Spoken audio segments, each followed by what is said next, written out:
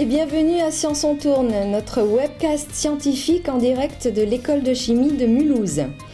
À main droite, je vous présente Abraham Shem Tov, chercheur à l'université de Haute-Alsace à Mulhouse et dont la spécialité est la recherche sur les polymères. Bonjour Abraham. Bonjour Angèle. Dans un premier temps, je vous propose de regarder un film d'une demi-heure. Abraham, accompagné d'Agnès Ranet, ingénieure d'études, nous fait découvrir son laboratoire et nous parle bien sûr de ses recherches en photopolymérisation.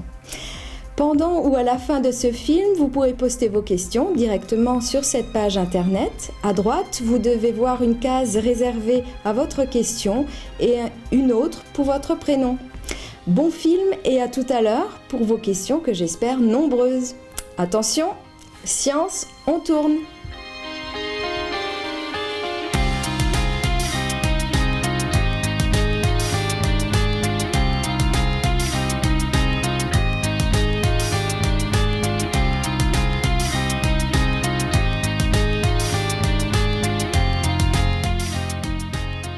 Aujourd'hui, Science on Tourne est à l'Institut de recherche Jean-Baptiste Donnet et je vous propose de rencontrer Agnès Ranet, ingénieure de recherche, et Abraham Shem Tov, maître de conférence, tous les deux à l'Université de Haute-Alsace au laboratoire de photochimie et d'ingénierie macromoléculaire. Nous allons tout savoir sur ce qu'est l'émulsion pour les chimistes. On y va! 2015, c'est l'année de la lumière en France, donc c'est l'occasion de vous présenter ce qui représente un des axes de développement majeurs dans notre laboratoire, l'utilisation de l'énergie lumineuse pour déclencher des réactions chimiques. Donc nous, ici au laboratoire, on s'intéresse à une catégorie un peu particulière de réactions donc dites photochimiques. Il s'agit des polymérisations ou photopolymérisations, c'est-à-dire l'ensemble des réactions qui vont conduire à la formation d'un polymère. Alors le matériau polymère, il est connu de tout le monde, il est partout, il nous entoure au quotidien, mais il prend souvent une terminologie qui est très variée, parce qu'on l'appelle aussi plastique, mais également résine, élastomère, caoutchouc, vernis. On peut utiliser également des noms qui font référence à sa composition. C'est le polystyrène, polyéthylène, polychlorure de vinyle. Il peut être dans ce cas-là synthétique, c'est-à-dire fabriqué par l'homme, mais il peut être également naturel. C'est le cas de la soie, des protéines et également de l'amidon ou de la cellulose. Il peut se présenter également sous des formes très différentes. Des films, des matériaux massifs, mais également des dispersions. On va commencer par vous expliquer les principes fondamentaux de la photopolymérisation, puis on va s'intéresser à un sujet de recherche plus spécialisé qui consiste à polymériser des émulsions. L'objectif principal, c'est finalement d'avoir un polymère qui va se présenter sous forme de particules dispersées dans l'eau. On va voir que cette présentation particulière est très importante pour fabriquer des matériaux aussi variés que des pneumatiques, mais aussi des peintures en phase aqueuse. Passons à présent à quelques généralités sur ce qu'on appelle la technologie photochimique. Quand on parle de rayonnement, on fait référence à une onde électromagnétique qui est caractérisée par une certaine longueur d'onde. Ça veut dire que cette longueur d'onde, elle peut aller pour des ondes radio jusqu'à des rayonnements gamma, mais par contre quand on souhaite réaliser des réactions photochimiques, on va s'intéresser à une gamme de longueurs d'onde bien spécifique qui va être comprise grosso modo entre 200 et 700 nanomètres. Ça veut dire qu'entre 400 et 700 nanomètres, on est dans le domaine du visible, et entre 200 et 400 nanomètres, on sera dans le domaine de l'ultraviolet ou l'UV. Alors, on ne perçoit pas le rayonnement UV parce que nos yeux vont filtrer ce rayonnement, principalement au niveau des lentilles de l'œil, qui sont le cristallin et la cornée. Une réaction photochimique va procéder toujours de la même manière. Elle va nécessiter une substance qu'on va appeler chromophore et qui va absorber la lumière. Cette absorption de lumière va entraîner son passage dans un état excité. Cet état excité, c'est une sorte finalement d'état où la molécule va être dans un excès énergétique qui va favoriser sa transformation chimique. Et là, deux choses sont possibles. Soit finalement cette molécule, cet état excité va évoluer vers un état stable, thermodynamiquement, soit finalement elle va se transformer chimiquement vers un réactif qui pourra entraîner une nouvelle réaction chimique. Et on va voir que dans le cas d'une photopolymérisation, c'est exactement ce qui se passe. Alors, les réactions photochimiques sont très courantes. Celle qui est la plus courante à nos yeux, c'est la réaction de photosynthèse qui a lieu dans les plantes, dans les algues.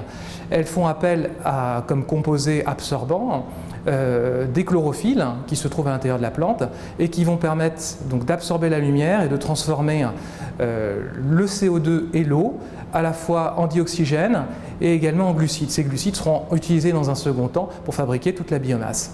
Alors nous ici, finalement, quand on fait de la réaction, une réaction photochimique, on copie la nature, on s'inspire de la nature, on va faire exactement la même chose, à la fois pour fabriquer des molécules complètement nouvelles et soit également pour pouvoir finalement simplifier une réaction ou obtenir des rendements plus importants. Il y a deux exemples de réactions photochimiques qui sont mises en œuvre à l'échelle industrielle. La synthèse du caprolactam, qui est un intermédiaire qui sert à la fabrication du nylon 6, qui est un polymère extrêmement courant qu'on va trouver sous forme de fibres, ces fibres très résistantes à la traction. Et une autre molécule également intéressante, c'est la vitamine D, qui est utilisée pour des propriétés antirachitiques et qui est également synthétisée par voie photochimique.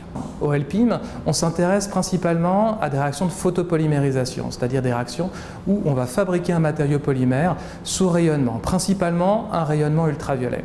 Alors, un polymère est appelé également macromolécule. Ça signifie de manière étymologique une molécule géante qui, contrairement au précédent exemple, va avoir une masse molaire qui va être très supérieure à une centaine, à milliers, à des centaines de milliers, voire des millions de grammes par mol. Il y a trois caractéristiques qui permettent de bien identifier une macromolécule. En premier lieu, une forte masse molaire. Secondo, elle va être constituée d'unités de répétition qui seront des dérivés du précurseur de départ, qu'on va appeler monomère. Et ensuite, ces molécules, ces macromolécules, comme on le voit ici, seront caractérisées par une distribution des masses molaires. La photopolymérisation, donc pour fabriquer le polymère sous rayonnement, est principalement axée sur un mécanisme de polymérisation en chaîne. Alors laissez-moi vous expliquer comment ça fonctionne. On a besoin d'un chromophore, l'espèce qui absorbe la lumière, et cette absorption de lumière entraîne l'apparition d'un état excité qui va se décomposer. La désactivation énergétique va produire ce qu'on appelle un centre actif, qui peut être un radical, un cation, un anion. En photopolymérisation, ce sera principalement un radical. Et ce radical va être capable d'additionner une molécule de monomère. Les monomères, en polymérisation radicalaire, ce sont principalement des espèces vinyliques, des espèces insaturées. L'addition va permettre d'incorporer une molécule de monomère et de régénérer un centre actif. À partir du moment où ce centre actif est régénéré, il peut additionner d'autres molécules de monomère pour constituer la chaîne. C'est ce qu'on appelle la propagation. Regardons au niveau pratique à présent comment on réalise une photopolymérisation.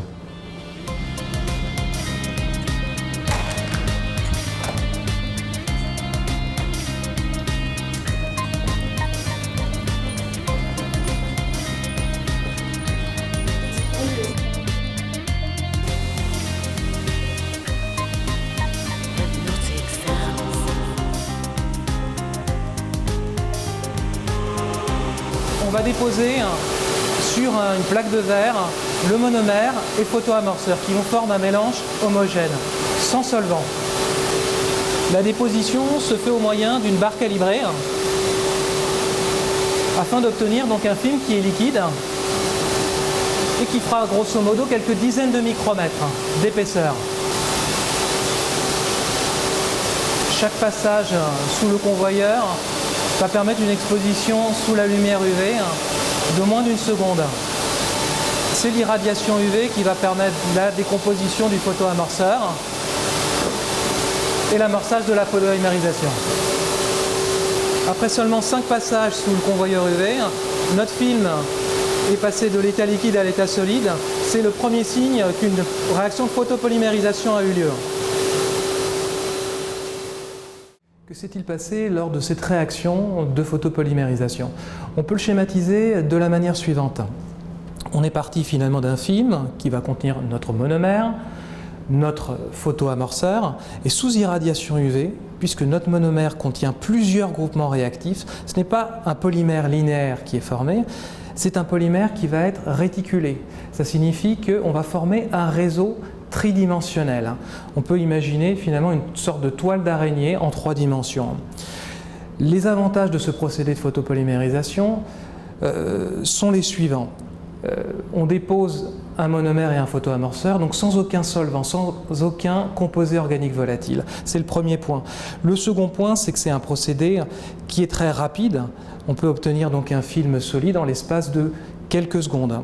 Troisième point, la réaction est réalisée à température ambiante. Il n'est pas nécessaire de chauffer.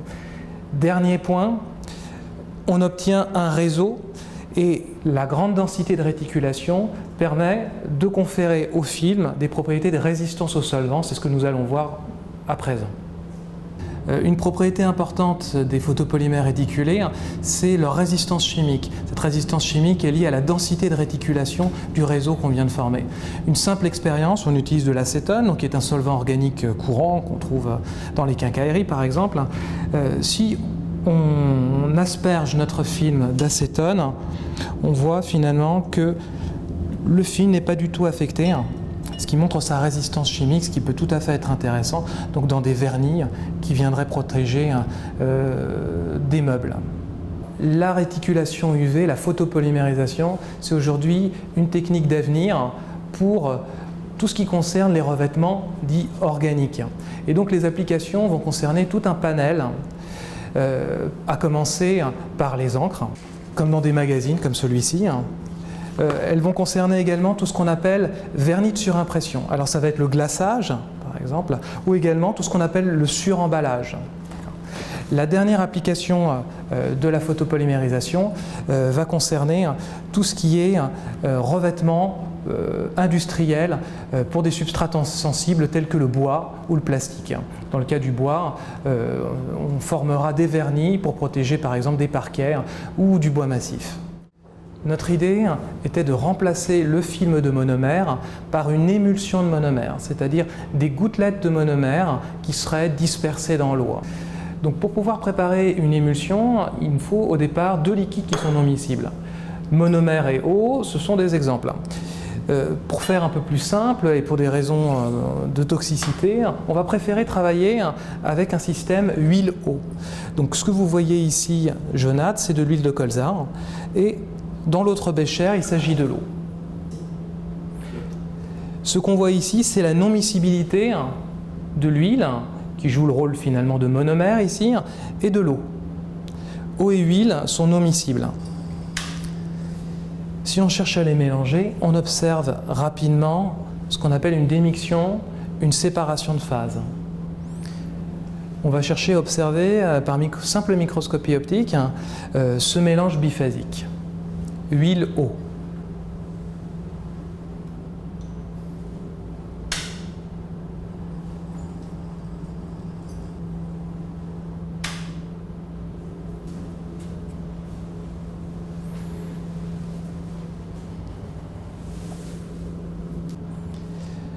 Nous avons ici un système biphasique eau-huile qu'on ne peut pas qualifier d'émulsion à ce stade, puisqu'il est fortement instable. On a observé une démiction très rapide. Et d'autre part, la distribution en taille est très large. Elle va de quelques centaines de micromètres à plusieurs millimètres.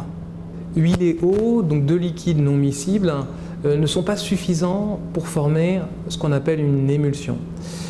On va avoir besoin d'un 3e composant qui est un tensioactif. Son autre nom, c'est un savon. En anglais, on parle de surfactant, un agent de surface. Son rôle va être double. Diminuer l'énergie interfaciale, c'est-à-dire l'énergie nécessaire pour fabriquer de l'interface, c'est-à-dire multiplier le nombre de gouttelettes d'huile dans l'eau. Et son second rôle sera celui de stabilisant, c'est-à-dire de former un pare-choc à la surface des gouttelettes pour éviter qu'elles ne coalescent, c'est-à-dire qu'elles ne fusionnent comme on a pu l'observer dans le cas précédent. Le tensioactif ici, c'est le sodium dodécylsulfate.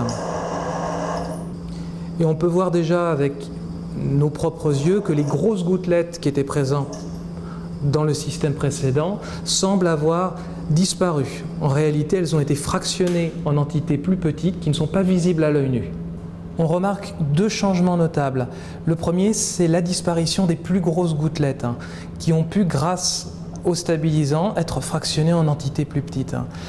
Le deuxième phénomène observé, c'est une distribution en taille de gouttelettes qui est plus uniforme grâce à l'ajout du tensioactif. On se rapproche d'une émulsion, mais il nous manque un dernier élément qui est l'énergie d'homogénéisation. On possède maintenant toutes les clés pour former une émulsion. On part donc de deux liquides non miscibles, l'huile, l'eau. On va rajouter un troisième élément qui est notre tensioactif.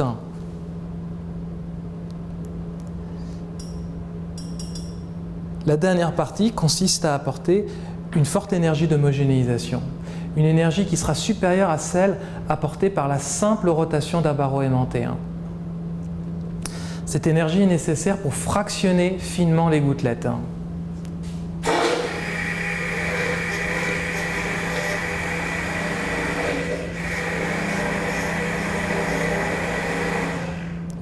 Le changement le plus évident ici, c'est le passage d'un système biphasique à un système qui apparaît laiteux, turbide. C'est lié à un phénomène physique qui s'appelle la diffusion.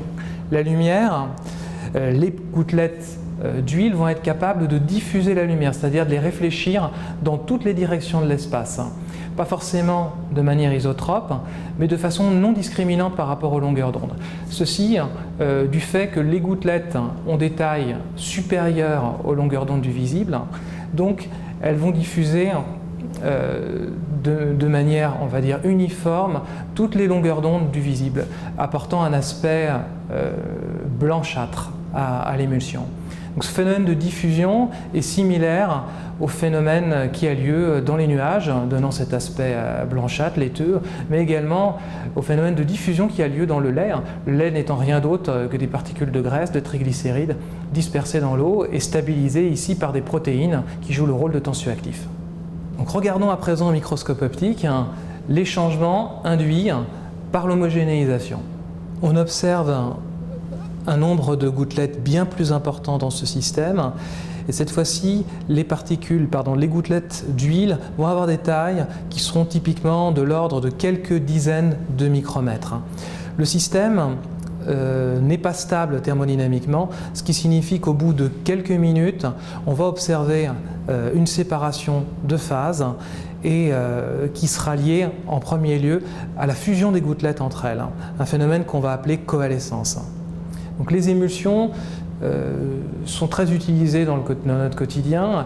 Elles sont présentes dans le domaine culinaire, à travers les vinaigrettes, la mayonnaise, mais également dans des préparations cosmétiques. Elles peuvent être utilisées au niveau technologique, par exemple pour pouvoir déposer plus facilement les phases les plus lourdes du pétrole qu'on appelle les bitumes. Et elles sont utilisées également au niveau biologique pour assimiler les graisses. Il y a un processus d'émulsification grâce aux phospholipides créés par la bile et qui nous permettent d'assimiler les graisses. La prochaine étape est donc de remplacer cette huile non réactive, cette huile de colza principalement constituée de triglycérides, par un monomère, c'est-à-dire une molécule réactive capable de polymériser. Quand on polymérise une émulsion, suivant des mécanismes complexes qu'on ne décrira pas, on obtient au final une dispersion de polymères. Cela signifie qu'on remplace les gouttelettes de monomères au départ par des particules polymères dispersées dans l'eau. On dispose ici d'un polymère acrylique, une dispersion acrylique de polymère qui est déposée sur un substrat de verre. On forme un film homogène. L'eau va s'évaporer, concentrant les particules polymères, et ces particules vont coalescer pour faire progressivement un film homogène. Après séchage et coalescence des particules, on obtient un film qui est homogène, transparent, qui n'est plus turbide puisque les particules ont disparu et ne diffusent plus. Et un tel film peut être utilisé comme vernis. Ce film peut être également formulé, on peut lui ajouter des charges, des pigments, différents additifs, agents mouillants, biocides. Et dans le cas où on additionne des pigments de type TiO2, dioxyde de titane, on peut lui conférer une couleur blanche telle que celle utilisée pour les peintures en maçonnerie. Un second moyen pour récupérer le polymère, c'est de le faire précipiter. On utilise alors un non-solvant, ici du méthanol, mais qui reste un bon solvant de la phase aqueuse, mais c'est un non-solvant du polymère, ici un polyacrylate. Le polymère peut être ajouté au goutte à goutte et on observe sa précipitation au fond du bécher. On a donc la preuve de la formation du polymère. Ce polymère étant linéaire, il pourra être mis en forme après chauffage, à la différence du polymère réticulé synthétisé au début. Pour synthétiser ces dispersions de polymères, on utilise principalement des procédés thermiques qui vont avoir lieu dans des réacteurs conventionnels de polymérisation, tels que ceux représentés ici. Des réacteurs en verre de petits volumes dans le cas d'expériences au laboratoire et des réacteurs qui feront plusieurs dizaines, centaines de litres en industrie. On part d'une émulsion et après la polymérisation, on récupère une dispersion de polymères. Ces systèmes présentent un certain nombre de limites qu'on a cherché donc à dépasser en essayant de mettre en place un dispositif photochimique pour obtenir, à partir d'émulsions de monomères, des particules polymères. Les polymères acrylates que nous venons de découvrir sont des polymères synthétiques. Ils sont issus d'une polymérisation qui a été réalisée par l'homme. Cette polymérisation en dispersion peut être réalisée également naturellement dans des arbres qui s'appellent les Hevea brasiliensis. Ce sont des arbres qui se trouvent principalement en Asie du Sud-Est et qui produisent au niveau de l'écorce un polymère qui s'appelle latex naturel, qui est en fait du polyisoprène 1,4,6 présent sous forme de particules de taille micrométrique. Lorsque l'eau est évaporée, on forme un élastomère qui peut servir à la fabrication de pneumatiques pour les poids lourds et les engins civils, mais également des matelas, des préservatifs et des gants de laboratoire. Notre idée dans ce projet de recherche était de mettre en place un dispositif photochimique pour synthétiser ces dispersions aqueuses de polymères. Un procédé qui posséderait 4 avantages majeurs. Le premier, ce serait un mode d'opération continu. On partirait d'une émulsion et on obtiendrait en continu une dispersion de polymères. Le second avantage, ce serait un procédé plus efficace, plus productif pour produire non plus en quelques heures, mais en quelques secondes le polymère. Troisième idée, un dispositif bien plus compact que les réacteurs actuels. Et puis quatrième idée, un procédé qui puisse être moins énergivore et qui utiliserait tout simplement des lampes aussi courantes que les lampes fluorescentes qui nous servent à nous éclairer. Donc l'émulsion ici va être guidée à travers une pompe à membrane vers le mini-réacteur, donc hélicoïdal. Nous avons ici donc un fluoropolymère, un tube qui va être enroulé autour d'un manchon en quartz. Ce fluoropolymère, donc qui est du téflon, qu'on peut également retrouver comme revêtement anti-adhésif, par exemple dans les poêles, va être très intéressant puisqu'il est transparent aux UV, donc qui correspond à la lampe que l'on utilise, mais qui va également être résistant chimiquement. Donc la lampe utilisée est une lampe ultraviolette de très faible irradiance qui va permettre d'irradier l'émulsion qui va passer dans le tube de téflon. L'intérêt d'utiliser des tubes ici de faible diamètre, 1,5 mm, c'est d'avoir une bonne pénétration de la lumière et donc également d'avoir une bonne surface de contact avec l'extérieur et donc de diminuer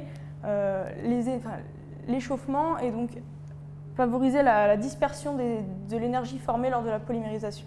En sortie de l'enroulement tubulaire, nous pouvons récolter le latex polymérisé donc dans un bécher ici et donc après pouvoir l'exploiter dans les applications que nous avons présentées précédemment. Donc nous avons travaillé précédemment avec une macro-émulsion. Maintenant, nous allons plus faire le choix de travailler sur des mini-émulsions qui va apporter une meilleure stabilité dans le temps et donc va nous permettre de stocker l'émulsion avant de l'utiliser dans le réacteur. Mais l'avantage de la mini-émulsion, c'est également d'avoir des gouttelettes de plus faible taille. Nous avons ici des gouttelettes de l'ordre de 100 nanomètres, contrairement aux émulsions qui, elles, sont plus de l'ordre du micromètre. Nous avons préparé par pesée 2 phases, une phase organique et une phase aqueuse, que nous allons ensuite mélanger et donc sonifier. Donc, la phase aqueuse est composée d'eau mais également du tensioactif, et la phase organique, elle, présente le monomère, le photoamorceur et un troisième composant qui sert également à stabiliser l'émulsion.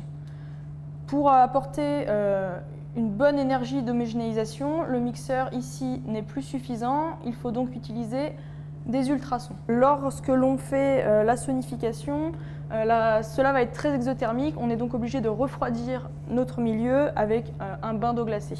Lors de la sonification, les ultrasons vont faire des cycles de compression-décompression dans la phase. Lors de la phase de décompression, des bulles de vide vont être formées qui vont être brutalement éliminées, cassées lors de la phase de compression, ce qui va augmenter la température et la pression localement dans l'émulsion, ce qui va permettre de casser les gouttelettes en gouttelettes de taille nanométrique.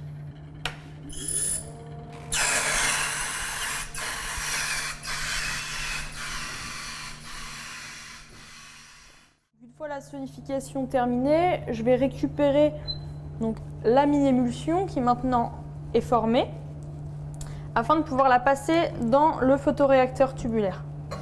Donc pour plus de facilité, je passe donc cette émulsion qui est turbide ici dans un Erlenmeyer.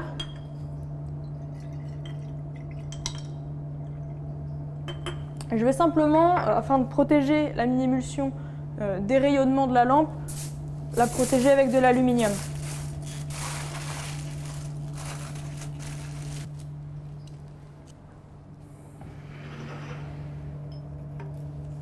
Toujours sous agitation, pour permettre de garder le plus longtemps possible la stabilité. Je raccorde donc le réacteur, l'émulsion à la pompe. Donc la pompe est réglée sur un débit de 20 ml minute. Notre réacteur avec l'enroulement possède un volume de 9 ml, ce qui permet d'avoir un temps de résidence de 27 secondes. C'est-à-dire que la mini-émulsion, lors de son passage dans le réacteur, va rester 27 secondes dans l'enroulement de tube. Donc je vais maintenant lancer la réaction. Donc ici on voit bien que le liquide circule dans le tuyau et au fur et à mesure est irradié par la lampe qui est située dans le manchon en quartz, donc à égale distance de toutes les parties du tube. En sortie, ici, nous allons pouvoir voir bientôt la récupération du latex. Donc toujours sous forme liquide et blanche, turbide, mais ce ne sont plus des gouttelettes de monomère, mais bien des particules de polymère que l'on espère récupérer. L'avantage de cette polymérisation continue est qu'elle est rapide, puisque 27 secondes pour polymériser 9 ml de polymère, c'est très rapide, et cela nous permet de recharger continuellement en monomère à l'entrée. Ce système, avec la géométrie utilisée, est un système compact et avec la lampe utilisée est peu énergivore. Afin de vérifier la présence de polymère, on va utiliser comme précédemment un non-solvant, donc également le méthanol, et introduire un petit peu du latex dans ce non-solvant. Donc je n'ai pas besoin d'une grande quantité, un petit pilulier va suffire. Je vais donc y verser quelques gouttes du latex formé.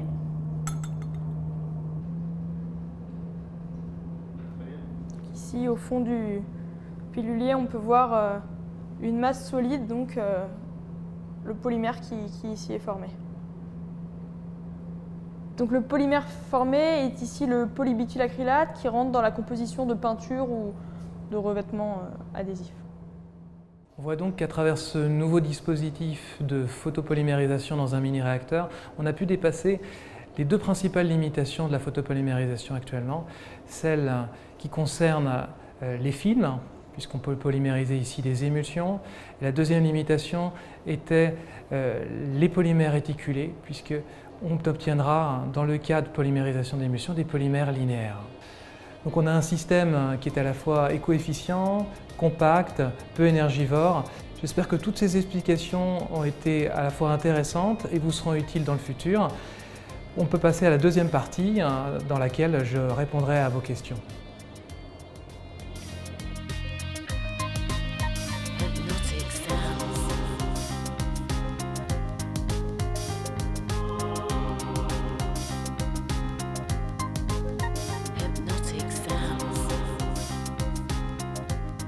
Donc nous voilà de retour au live et nous attendons vos questions avec impatience. On va commencer par la première. Que signifie le terme polymère, Abraham? Alors on commence par une question de cours, j'ai l'impression. On l'a un peu expliqué dans le cadre du film. Un polymère, c'est une molécule géante. Au niveau étymologique, cela va signifier finalement que c'est une molécule qui va être constituée par la répétition d'unités constitutives, d'unités de répétition, elle-même donc constituée d'un certain nombre d'atomes. Donc pour donner un exemple, le polystyrène par exemple est constitué de la répétition de motifs styrène. Donc c'est ce degré de répétition, on appelle aussi degré de polymérisation, peut commencer par quelques centaines, mais peut aller également jusqu'à plusieurs milliers, centaines de milliers. La conséquence, c'est des masses molaires qui vont avoir des ordres de grandeur de plusieurs dizaines de milliers, voire centaines de milliers de grammes par mol. Voilà. D'accord, très bien. Trouve-t-on des polymères à l'état naturel? Oui, bien sûr.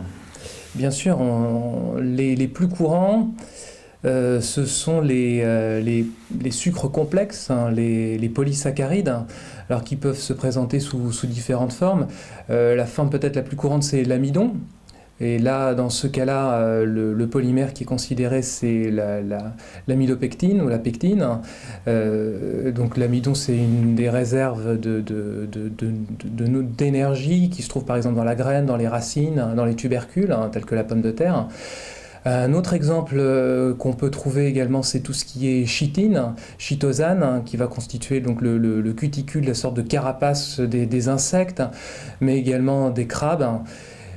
Pour prendre peut-être un des exemples les plus courants de polysucre qu'on va trouver dans les fibres végétales, dans le bois, ça va être tout simplement donc des polysaccharides de type cellulose ici, qui sont extrêmement utilisés donc pour la fabrication du papier. Mais ça peut aussi être autre chose que des polysaccharides. Les protéines sont constituées d'enchaînements d'acides aminés. L'ADN, l'ARN, ce sont des polynucléotides. Et pour citer un des plus courants, c'est l'alinine, qui est un polymère un peu plus complexe, qui va être un des agents structurants des fibres des végétaux. D'accord, très bien. Qu'est-ce qu'un radical, nous demande Patrick? Un radical en polymérisation, c'est une espèce en fait active qui va permettre de déclencher un certain nombre de réactions. Alors, dans le cadre d'une polymérisation, c'est cette espèce qui va présenter donc une réactivité suffisante pour s'additionner sur une molécule de monomère. Cette molécule de monomère étant finalement inerte lorsqu'elle n'est pas en présence de ce radical. Donc cette addition d'un radical amorceur sur le monomère va permettre de déclencher un ensemble de réactions, donc d'additions successives, qui va donner naissance au polymère. Donc pour nous, on va le qualifier de manière générale de centre actif, d'espèce active, même si son rôle peut dépasser, on va dire, le cadre des réactions de polymérisation. On va trouver des réactions radicalaires au niveau moléculaire, en chimie organique par exemple. Okay. Comment transforme-t-on le polymère liquide en polymère solide? Alors ça c'est une bonne question, ça veut dire qu'on n'a sans doute pas suffisamment bien expliqué dans le film. Alors je vais essayer d'être plus clair. Ce qui est intéressant au départ, c'est d'avoir donc ces monomères. Les monomères sont des espèces le plus souvent moléculaires, on parle certaines fois oligomériques, ça veut dire que leur taille va être de l'ordre de quelques centaines, voire au maximum quelques milliers de grammes par mol. Donc ce ne sont pas des polymères au départ. Et leur état, leur masse molaire relativement faible va expliquer le fait qu'ils soient liquides au départ. Et donc ce qui permet finalement de favoriser leur étalement et de pouvoir donc de déposer un film qui ait une morphologie bien définie. Donc ça veut dire qu'on peut travailler ce film liquide tant qu'on le souhaite avant irradiation. Ensuite, quand la polymérisation a lieu, c'est une polymérisation vraiment très particulière, puisqu'elle ne va pas donner naissance à des chaînes linéaires, ici, ce ne sera pas finalement un plat de spaghetti qu'on va former, mais comme je l'ai expliqué, dans le cas particulier de la photopolymérisation, on va former un réseau tridimensionnel. Ça veut dire qu'on va avoir une seule et même molécule dans le système qui va se répandre dans les 3 directions de l'espace. D'accord ? Donc, cette réaction de réticulation, donc de formation d'un réseau tridimensionnel, va avoir pour conséquence le passage de l'état liquide à l'état solide, puisque les masses molaires vont fortement augmenter. Et ce film réticulé présentera des propriétés de dureté, présentera, comme je l'ai montré dans le film, des propriétés de résistance au solvant. Voilà. Et c'est ce qui le rend intéressant comme revêtement protecteur. D'accord. Chloé nous demande, est-ce que les polymères d'origine naturelle résultent d'une réaction chimique ? En voilà une bonne question. Oui, bien sûr. Tous les polymères d'origine naturelle vont être issus d'une réaction chimique. Alors, le premier point, c'est que la réaction chimique qui a lieu au niveau naturel, donc je suis le plus mal placé pour vous parler, puisque nous, on s'intéresse à tout ce qui est réaction synthétique, donc faite par l'homme, va avoir lieu de manière complètement différente. C'est souvent des réactions qui vont être catalysées par des enzymes. Tandis que nous, finalement, êtres humains, chercheurs, on met en place des réactions chimiques synthétiques beaucoup plus simples que dans le domaine que dans la nature. On sait principalement fabriquer des polymères suivant 2 voies. De la polymérisation en chaîne, comme ce qui a été expliqué dans le cadre de la présentation, ou soit des polymérisations par étapes, c'est-à-dire 2 grandes voies. Tandis que dans la nature, ces voies sont beaucoup plus complexes. Une autre différence aussi, c'est que les polymères synthétiques, donc fabriqués par l'homme, vont souvent être caractérisés par une distribution des masses molaires. Ça veut dire que toutes les chaînes n'auront pas la même longueur. Tandis que les polymères naturels, eux, la nature sait construire des chaînes macromoléculaires qui ont toutes la même taille. Mais il est bien rare, ce qui est très intéressant, c'est qu'on peut certaines fois essayer de copier la nature. C'est le cas par exemple du latex naturel, qui est du polyisoprène 1,4,6, et on connaît des voies qui nous permettent de fabriquer donc, des latex naturels qui pourraient être d'origine synthétique. Sachant par exemple que la synthèse naturelle fait appel à des protéines qui peuvent avoir des effets allergènes, tandis qu'une synthèse synthétique nous permet d'extraire des protéines et d'avoir par exemple de fabriquer des gants en latex sans protéines, donc sans provoquer d'allergie pour les utilisateurs. Alors, la photosynthèse est-elle une réaction photochimique ? Ah oui, comme son nom l'indique, c'est une réaction photochimique. Oui. À nouveau, là on est dans un domaine biologique. Ce qui m'intéressait quand je vous ai proposé ce sujet, c'est de faire le parallèle avec la photosynthèse. Même si la photosynthèse, ici, permet principalement de fabriquer des sucres qui vont après être transformés en polysaccharides. Mais le principe est le même, dans le sens où on va partir d'une espèce qui absorbe l'énergie et qui va finalement transmettre son énergie pour qu'une réaction chimique ait lieu. Ici, dans le cadre de la photosynthèse, c'est pour produire la plupart du temps du dioxygène ou du glucose. Nous, ce qui nous intéresse, c'est de fabriquer des macromolécules, mais en utilisant l'énergie lumineuse, mais d'une manière un peu détournée. Après, il y a des chercheurs qui s'intéressent à de la photosynthèse artificielle. Je pense par exemple à Nocera, au MIT, au Massachusetts Institute of Technology, qui ont trouvé des moyens finalement de mettre en place de la photosynthèse artificielle. On a également au CEA à Grenoble un chercheur qui s'appelle Vincent Artero, qui est spécialisé finalement dans des processus photosynthétiques artificiels. D'accord, très bien. Alors, Étienne nous demande, utilisez-vous souvent ce procédé de polymérisation dans votre métier ? Quels autres procédés avez-vous l'habitude d'utiliser ? J'entends par là photopolymérisation, c'est ça ? Alors on va essayer de répondre par rapport à ce que nous avons compris. Oui, la photopolymérisation, c'est vraiment le corps de métier du laboratoire et ça veut dire que c'est une des thématiques qui est centrale et qui va être, on va dire, au cœur de tous les projets de recherche qui vont être développés. Voilà, il n'empêche qu'il est possible de développer des projets annexes, mais on va dire que l'idée principale est d'exploiter au mieux la lumière, le rayonnement ultraviolet en particulier, pour déclencher des réactions de polymérisation. Et le sujet, même si ça ne vous semble pas, ça vous semble assez précis, est extrêmement vaste. D'accord. Leïla demande, les polymères sont-ils utilisés dans le monde médical? Oui. Oui, ils sont utilisés dans le domaine médical. Alors, on en trouve par exemple dans les prothèses synthétiques qui sont utilisées, par exemple les prothèses de hanche, souvent des matériaux qui peuvent nécessiter une biocompatibilité et les polymères peuvent être utilisés. C'est vrai que leur faible densité, leur propriété de résistance mécanique, chimique peut être intéressant. D'autres polymères qui me viennent à l'esprit également, ce sont les silicones. On a beaucoup parlé de polymères qui possèdent des chaînes hydrocarbonées, c'est-à-dire répétition de motifs carbone, mais les silicones sont caractérisés par la répétition de silicium, d'atomes de silicium.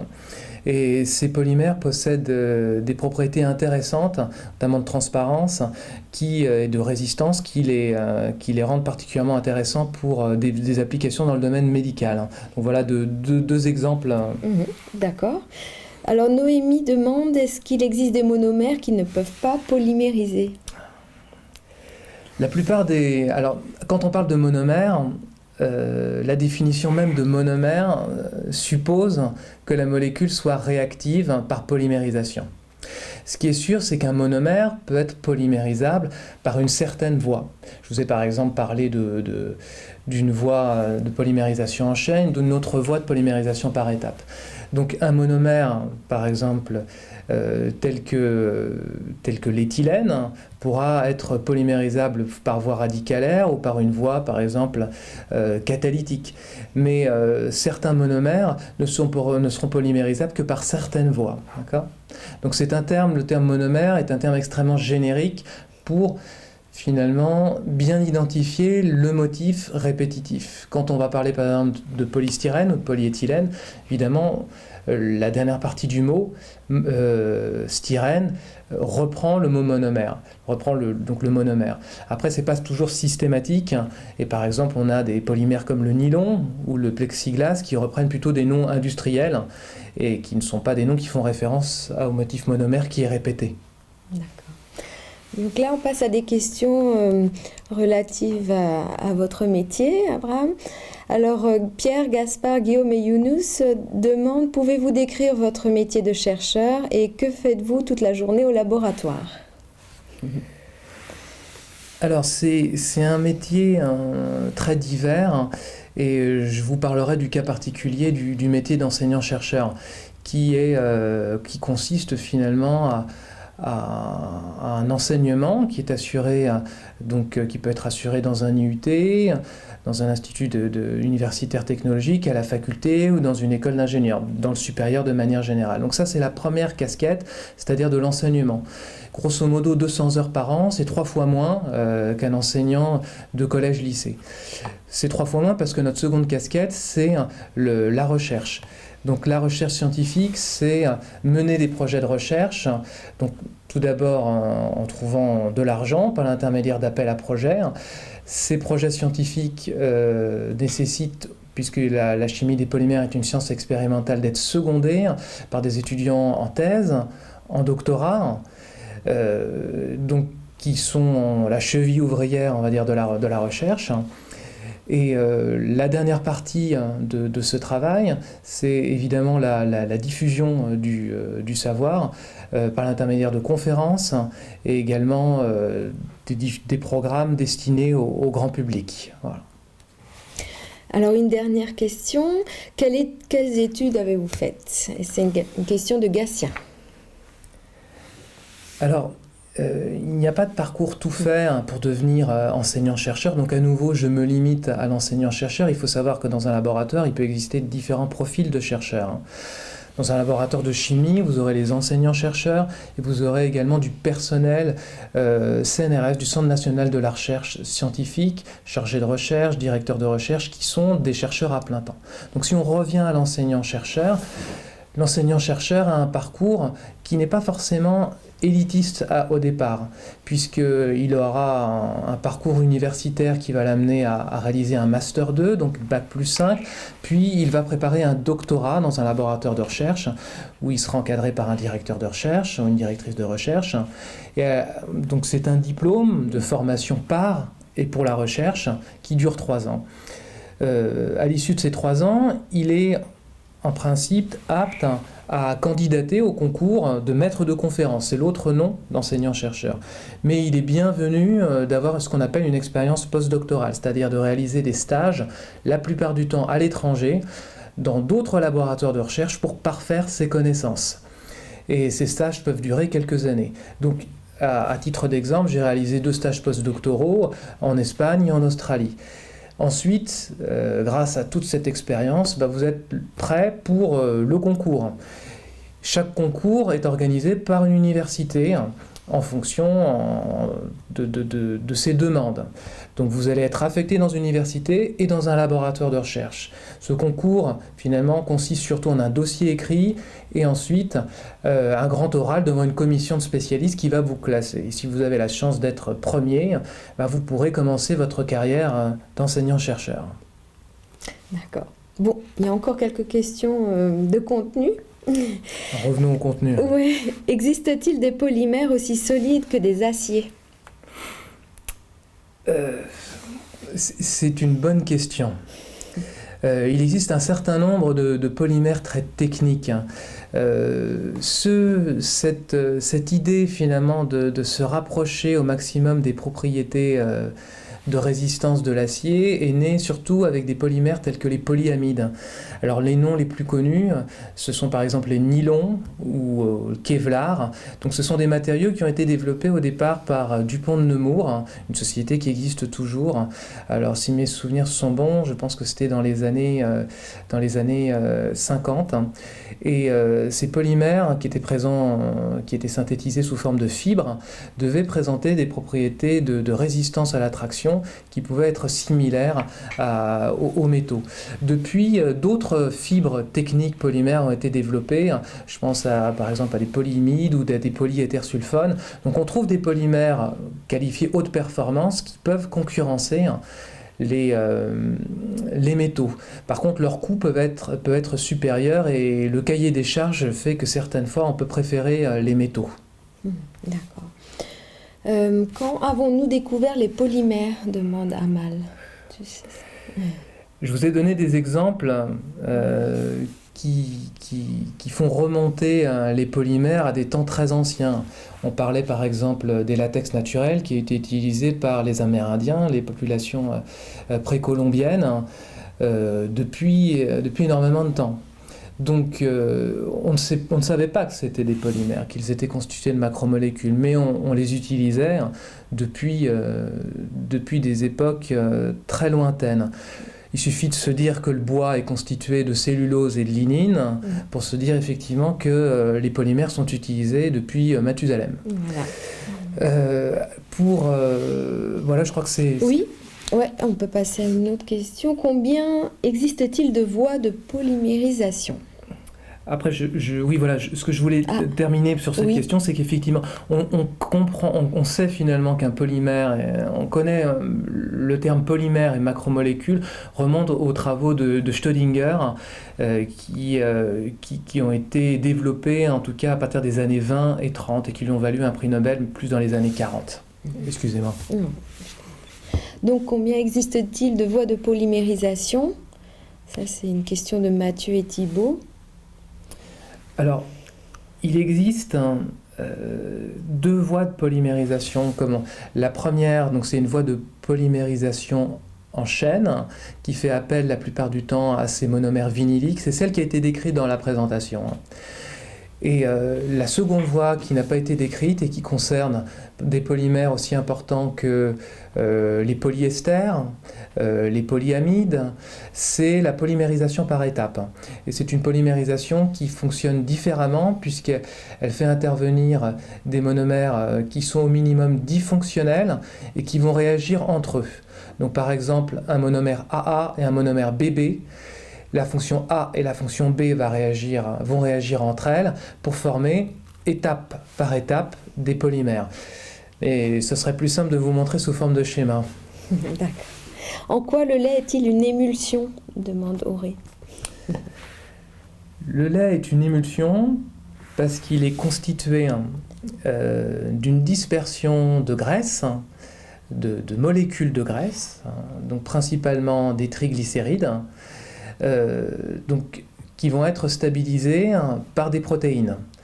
Donc c'est une dispersion puisqu'il suffit finalement par microscopie optique de voir que ces molécules de graisse se présentent sous forme de gouttelettes et elles satisfont aux conditions de l'émulsion, c'est-à-dire des tailles qui vont être de l'ordre micrométrique et une stabilité relative au cours du temps. Voilà. D'accord. Est-ce que le rôle de tous les polymères est de résister aux solvants ? Demande Louis. Non. Je vous ai donné, on a commencé par décrire le concept de polymère de manière générale et on s'est ensuite intéressé aux photopolymères. Les photopolymères, c'est une technologie qui est principalement axée sur des polymères qui sont réticulés, donc des structures tridimensionnelles. Cette structure tridimensionnelle fait que le solvant ne peut pas pénétrer finalement à l'intérieur de la structure. Donc c'est ce qui lui confère cette résistance aux agressions chimiques. Mais par contre, si vous prenez un polymère qui est linéaire, ce qui correspond à la majorité des polymères, là vous pouvez imaginer qu'une molécule de solvant, d'éthanol, d'acétone, pourra pénétrer beaucoup plus facilement et donc venir solubiliser le polymère. Donc tout dépend finalement de l'application recherchée. Mais un polymère linéaire, qui est souvent qualifié de thermoplastique, la plupart du temps pourra être soluble dans les solvants. Ça peut être très utile, par exemple, lorsqu'on veut fabriquer une peinture en phase solvantée. Puisqu'on aura notre polymère, on va le dissoudre dans un solvant, et après on étalera notre mélange, notre solution, le solvant s'évaporera, et le polymère restera sur le substrat. Une question de Sacha. Quelles sont, selon vous, les qualités nécessaires pour devenir chercheur ? On peut avoir des qualités différentes pour être chercheur. Je pense que la première qualité, c'est des qualités scientifiques. Il faut être un bon scientifique, connaître la démarche scientifique. La seconde chose, c'est une grande curiosité. Être capable de s'intéresser aux différents sujets, être capable finalement de se régénérer, d'avoir des idées.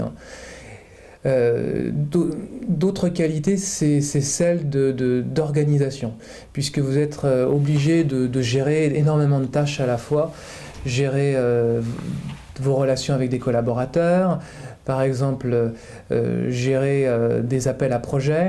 Donc ces qualités organisationnelles sont très importantes.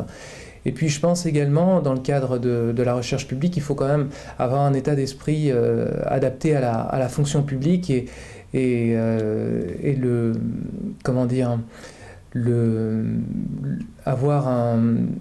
travailler pour le bien commun. D'accord. Avons-nous découvert tous les polymères ? Demande Noémie. Non, heureusement pour le chercheur, sinon il serait au chômage technique.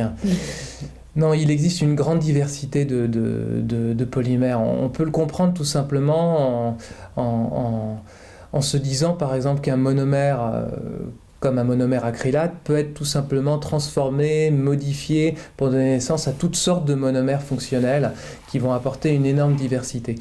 Donc la diversité des monomères est à l'origine d'une énorme diversité au niveau des polymères. Mais ce n'est pas uniquement la diversité des monomères qui va donner naissance à des polymères originaux. Beaucoup de chercheurs, par exemple, travaillent à des techniques qui permettent d'avoir des polymères qui possèdent des architectures contrôlées, c'est-à-dire par exemple des masses molaires qui vont être toutes les mêmes. C'est un autre moyen de contrôler les propriétés du polymère.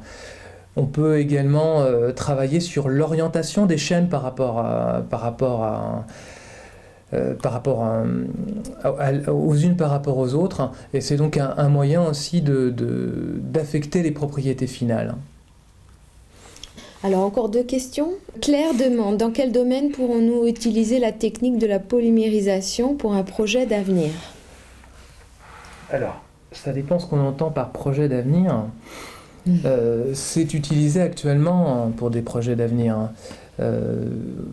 Tous les matériaux, des matériaux techniques ou des matériaux du futur peuvent incorporer des polymères. Il suffit de regarder par exemple la composition des derniers avions qui sont fabriqués en matériaux composites.